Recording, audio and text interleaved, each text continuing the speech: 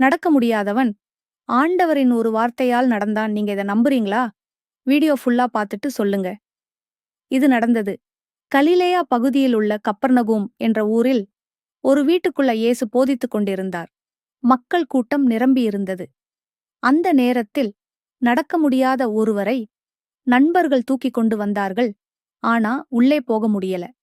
அவர்கள் முழுமையாக நம்பினார்கள், இயேசுவால் மட்டும்தான் இவரை குணப்படுத்த முடியும் என்று. நீங்க ஏசப்பாவை நம்புறீங்களா? அப்போ ஆமென்னு கமெண்ட் பண்ணுங்க. அதனால அவர்கள் ஒரு துணிச்சலான முடிவு எடுத்தாங்க. வீட்டின் கூரையை உடைத்து அவரை நேராக இயேசுவின் முன்னால் இறக்கினார்கள். அவர்களின் நம்பிக்கையை பார்த்த இயேசு, எழுந்து உன் படுக்கையை எடுத்துக்கொண்டு நட என்றார்.